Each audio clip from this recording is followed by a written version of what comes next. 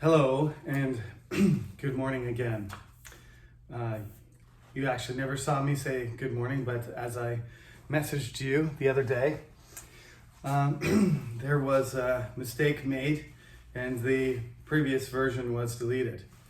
It reminds me of when I was a student and a couple of times I was writing a paper and my computer crashed or I didn't save it and I thought I had.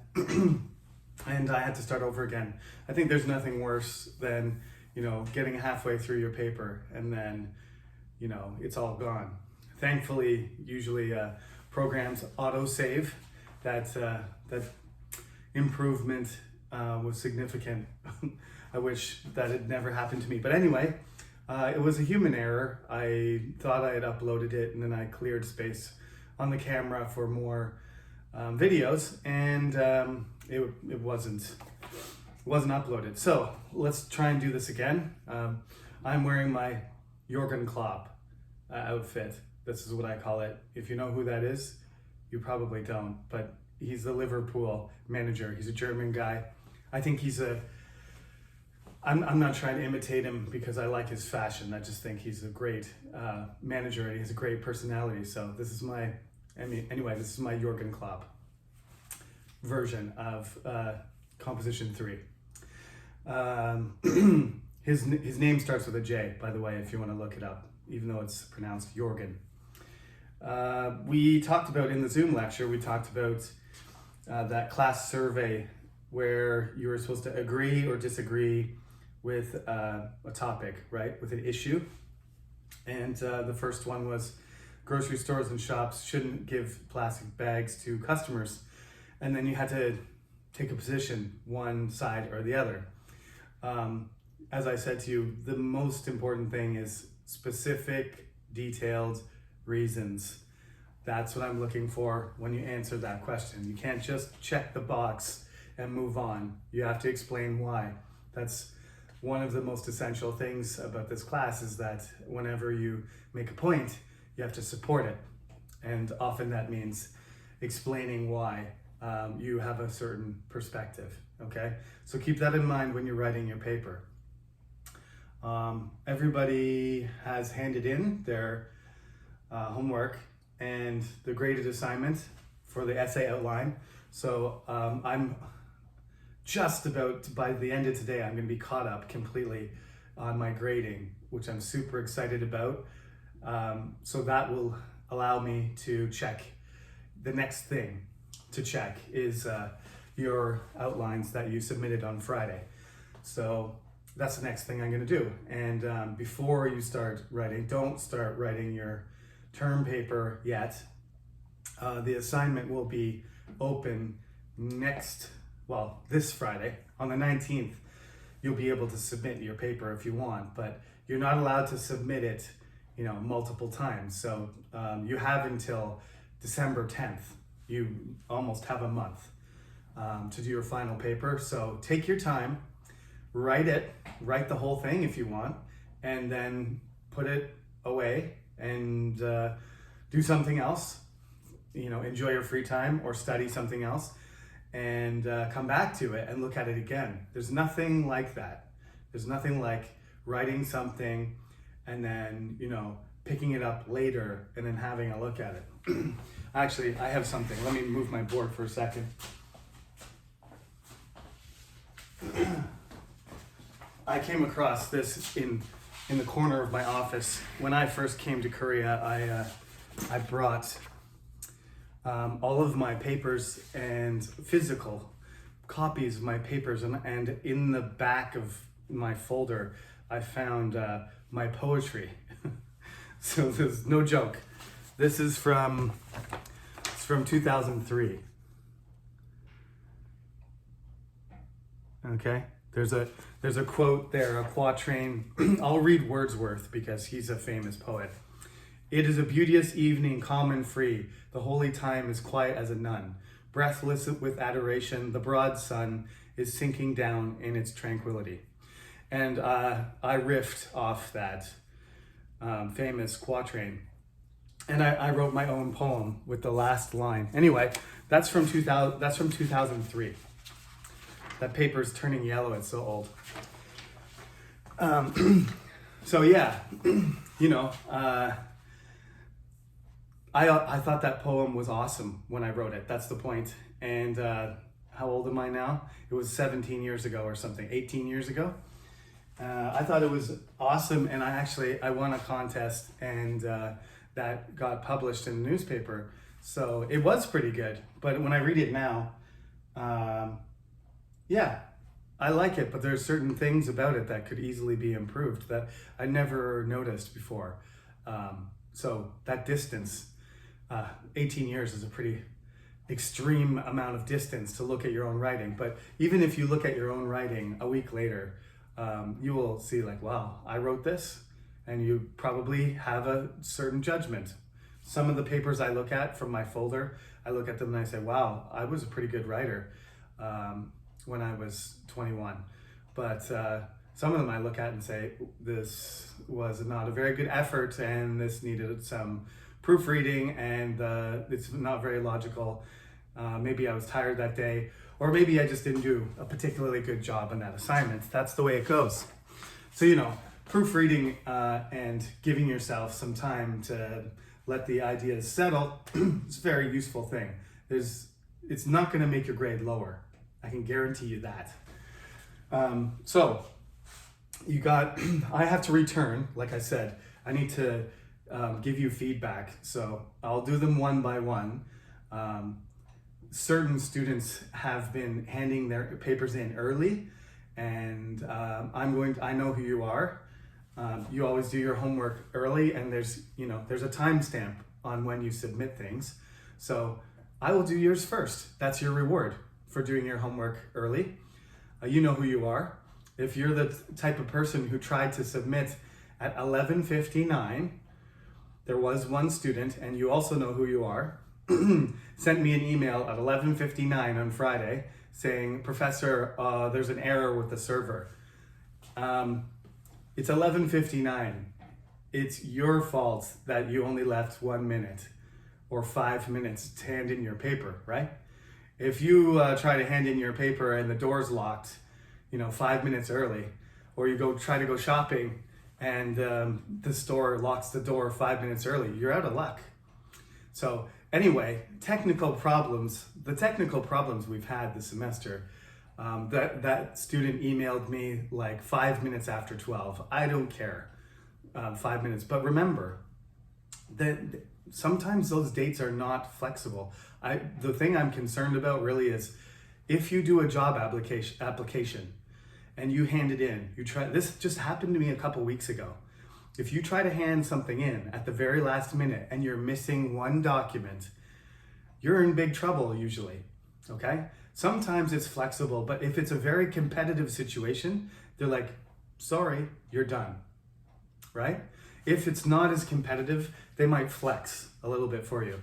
I'm doing my PhD right now. I had all kinds of missing things. COVID was happening. I was supposed to go to the Canadian Embassy and get documents signed. I couldn't really do it in time. So I asked for an extension. That's part of life too. But don't try to submit something at the last minute like that, because who knows what's gonna go wrong, It's just something that you gotta remember. Sometimes you are allowed to negotiate and there's some flexibility, and sometimes you're not. When it comes to essays, I don't really care if it's 10 minutes late, but I do want everybody to submit it through the system rather than everybody email me 10 minutes late, because that would defeat the purpose of the system. So please don't hand in your papers 1 minute before the deadline. That's not a good idea. Anyway, what I'm going to talk about today is comparison, which along with comparison is contrast. And actually we're more interested usually in contrast. That's really what we're more concerned with, is with differences, but especially small differences. So it comes down again to being exact, right? What are we going to talk about today exactly? we're going to talk about how things that are very similar in most ways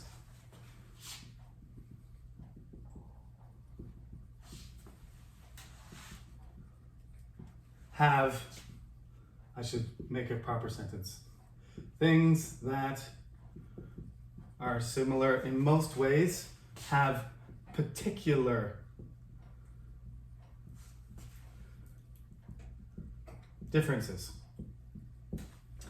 Because you're not going to talk about a watermelon and a blue whale, because one is a fruit that grows on a vine and it's green and it's delicious and it's round, and the other one is a gigantic mammal that swims in the sea. Well, why would you compare those two things? Well, there's not very many similarities. There's a lot of differences, so people aren't really interested in that paper, are they? They're not really interested in that comparison. But if you're going to talk about the iPhone versus the Samsung Galaxy, right? You're going to talk about two smartphone companies that are in direct competition, that have similar functions and features and appearances and objectives and so on. And you want to focus on the particular differences in order to make a decision about which one you're going to buy, right? Otherwise, you're just going to say, well, the iPhone looks better, or, oh, this one folds. That's cooler, so I'm just going to buy that. And that's not really, you can do that if you want.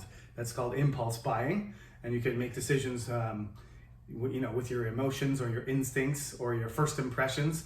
But if you go through life doing that without analyzing, you're probably going to be at a disadvantage when you, at least financially, but you're probably going to get less value out of whatever things you do.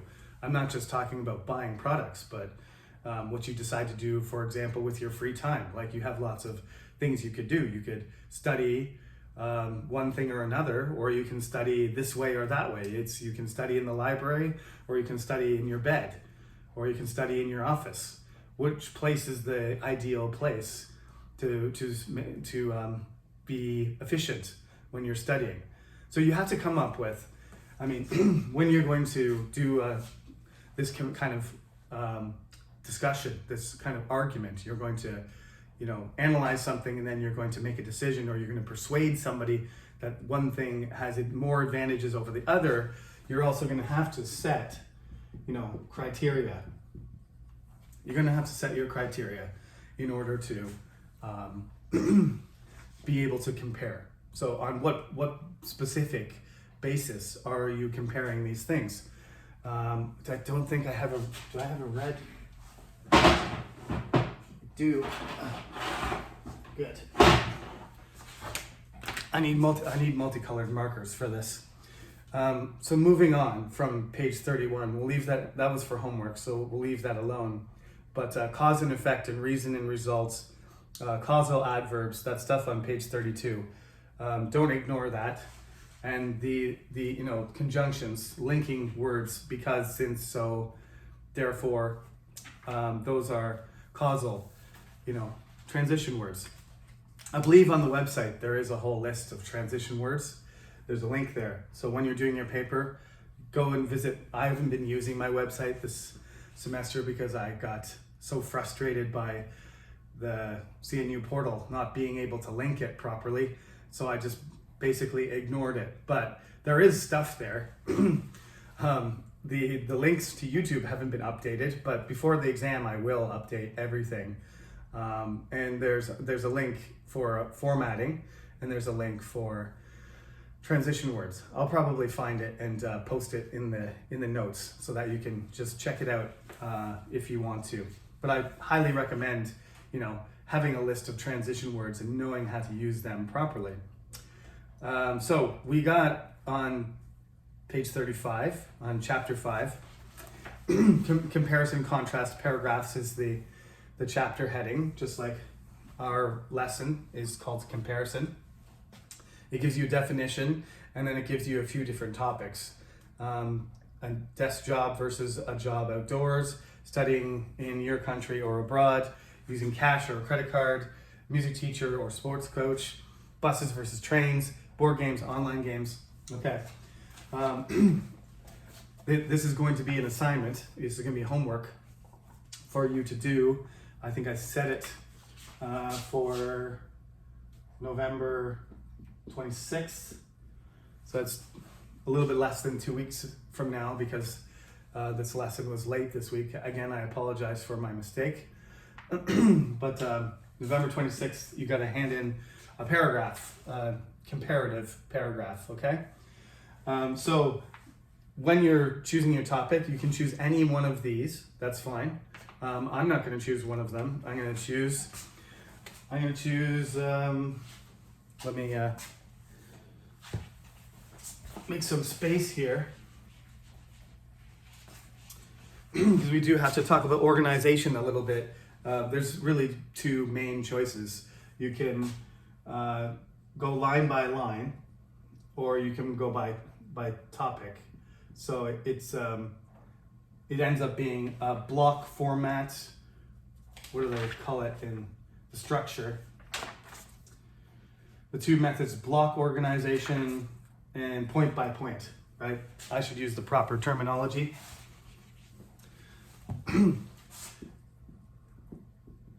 Point by point or block, which by topic I meant block, and by line I meant point by point.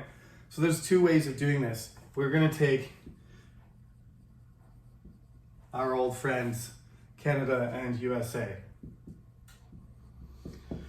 and we're going to compare these two countries. And being Canadian, I'm going to be biased, and I'm going to choose my criteria based on things that are favorable to Canada. Sorry, America, but let's not choose economy, because the American economy is 10 times bigger. And let's not choose population, because that's not going to work either. We can't even really choose sports, because Canada is only really good at hockey and winter-related sports in particular, and America is good at everything. Same goes for movie industry and stuff like that. I think if you wanted to compare the United States and Canada, the United States would have a clear advantage. However, if you decide to compare on certain things, Canada would probably have the advantage. For example, if we're just gonna say, well, I wanna talk about quality of life, okay? Not how much money I can possibly make, or how much entertainment I can have, because I guess the United States is more fun and it has a better variety of weather, and it has more resorts, and New York City, California. Canada doesn't have any kind of tourist destinations that can compete with that, despite the fact we have a lot of nature that's beautiful. I mean, if you want entertainment and you want shopping, the United States is probably the best place in the world to go. So, but we're going to talk about quality of life, like I said, so I can give the advantage to my home country. So we'll set our criteria here. What are we going to talk about? Healthcare and safety, and what else is going to give us an advantage here? Education. Okay, now I'm not saying it's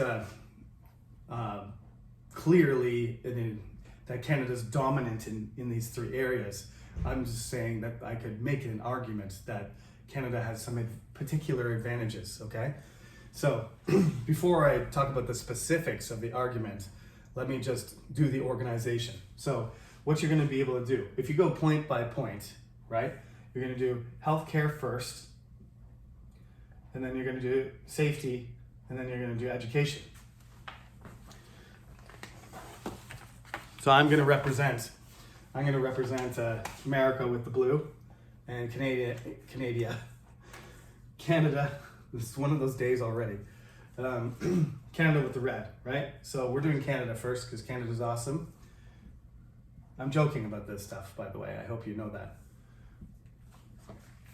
Like I said, America is probably easily better than Canada in most categories. I'm just choosing categories where poor little Canada can have the advantage. Okay? So I'm going to talk about healthcare first, and I'm going to talk about Canada and then the US. Then I'm going to talk about safety, and then I'm going to go Canada, US. And then education, Canada, US. Introduction, conclusion, that's an essay. Okay? I'm not going to ask you to do an essay though. I just want you to do a really long paragraph. I don't care about the paragraph structure, but you can just write 3 paragraphs if you want. I'm not trying to get you to write another essay. If you want to be really professional, though, I mean, of course, there should be an intro and a conclusion. Just a really short one, though. Okay. And if you don't do that, that's fine. This is what I'm interested in, and that's what I want you to do for homework. Okay. Now, the other choice is, of course, you're going to do health, safety, education, and the blocks are going to be, like I said, by topic when I first accidentally called it that, but it's block. So you've got a block about Canada, and you talk about health, safety, education, and then a block about the US. Now, there's lots of choices here within these frameworks, as you can see. I chose to do Canada first and USA second. Actually, that's probably, personally, I think that's a mistake.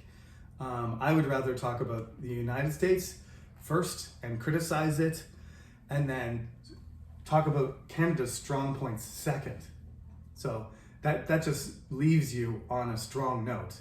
If you say Canada stuff first, and then you give the United States their turn after that, even though I'm writing it, but if I'm trying to be honest, and I'm not lying about the truth, then it's better to finish strong on the side where I'm going to say, in conclusion, I think Canada has a better quality of life on average. I'm not saying every Canadian has a better situation. We're just talking about across the entire country, the average situation for a person. Is the quality of life better? Well, we do surveys about this, and Canada always scores higher than the United States. No offense, United States, but there's a lot of categories, and they vote on them, and then you get a ranking. And Canada is always in the top 10, and the United States never is. Why is that? Well, I would argue healthcare, safety, and education are factors, okay? So in particular, the advantage of healthcare in Canada is that it's universal healthcare, which means that everybody has equal access. Doesn't matter how rich or poor or where you're from, as long as you're a resident or you're a citizen, you pay taxes when you work, and that those taxes contribute to your right to health. And this is full coverage. You sometimes have to pay for, hospital stays or ambulance rides and stuff like that. There are some fees involved, but treatment is, and of course your medication, you have to pay for that. But treatment, surgery, cancer, disease that is going to kill you or you're injured, all of those things, as long as it's not cosmetic, as long as it's related to your mental or physical health, it's paid for by the government of Canada. So that's what universal healthcare is. What's the disadvantage of that? It's sometimes slow. They always prioritize people who are very ill first. If you're seriously injured or sick, you get to go to the front of the line automatically. People who are used to seeing the doctor quickly, no matter what the reason, like in Korea, might find that frustrating. In the United States, if you have good healthcare insurance, you're getting in as soon as possible. If you have a premium healthcare package that covers everything and it's expensive, then the hospital wants to treat you as fast as possible. That's how the system works. I just don't think healthcare should work that way. I think everybody should be equal when it comes to their health. So that's the argument there. Safety, I'm just gonna take the gun issue thing. It is not true that there are no guns in Canada. There are people who have guns. It's just you're not allowed to walk around with them. The open carry thing that you can do in Texas, certain states in the United States, you can walk around with a gun in your hand, and that's not illegal. As long as you have a license, that's fine. You can't walk around with a gun in Canada. That's a really dangerous thing to let people do. In some states, you're allowed to conceal guns, which means, yes, in certain states, you can have a gun in your coat and nobody knows you have the gun, and that's okay. That's very frightening to me. I live in Korea where no guns are allowed around at all. And in Canada, you have to have a license to have your gun. You can use it, for sport. You can use it for hunting. You can use it for recreation.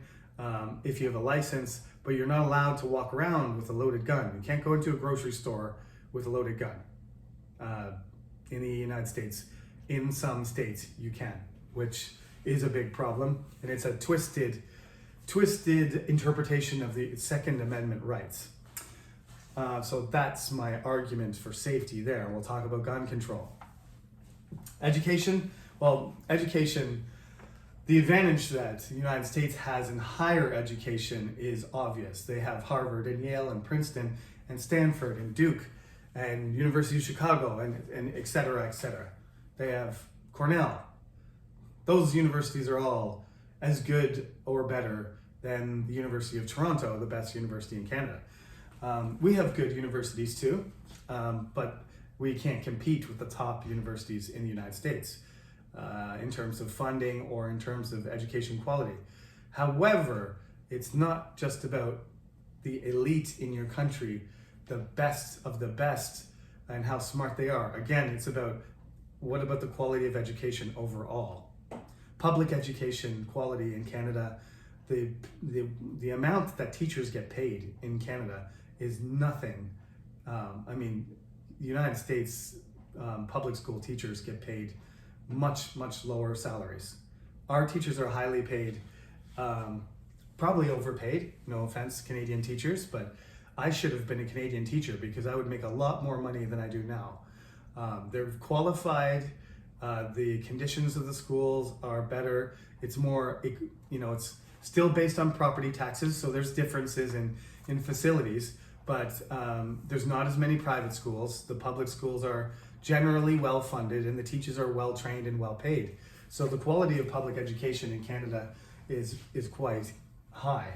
And in many places in the United States, the public school education is not well maintained, well funded, and the teachers have a very difficult job.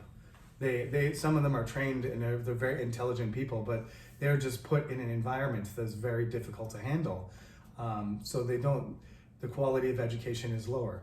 And that would be my argument there, that the public education system in Canada is better. Private schools and higher education in the United States are very good quality, but overall, their education system isn't as good as ours. Okay, there's my paragraph. That's a pretty long paragraph, as you can see though. So it's probably gonna take you at least a page to do this homework, right? You don't necessarily have to write 3 points, right? In Canada and the United States, those are pretty big topics.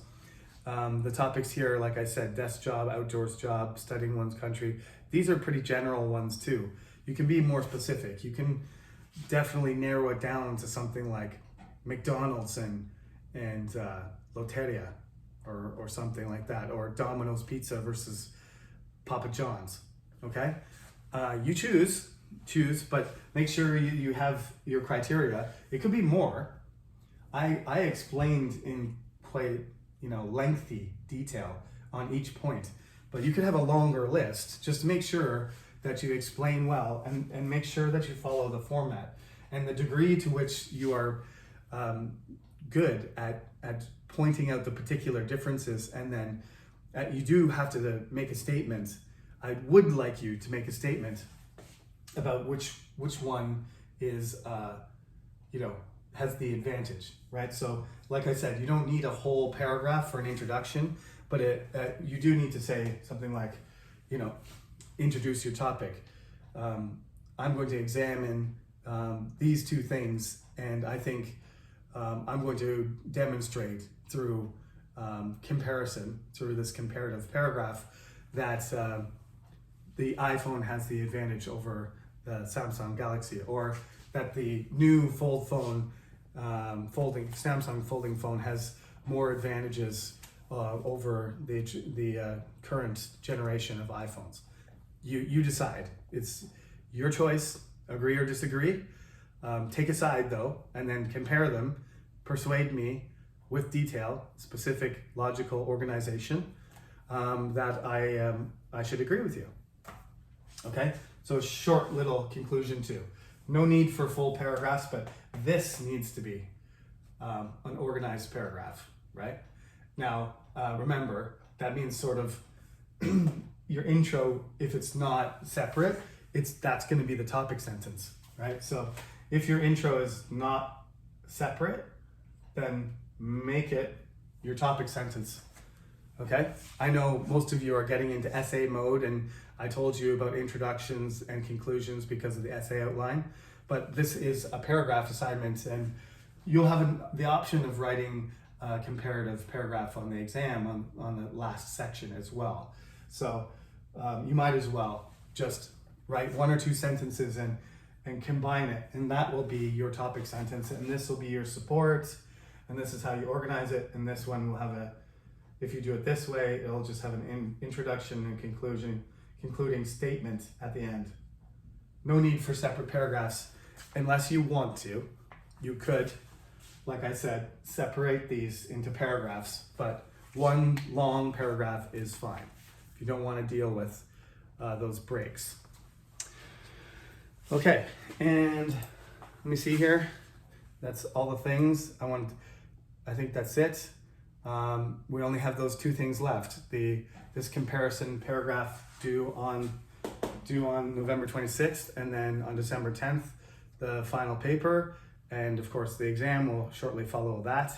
So things are winding down already. A few more lectures, exam review, and final exam, and that will be the end of the term.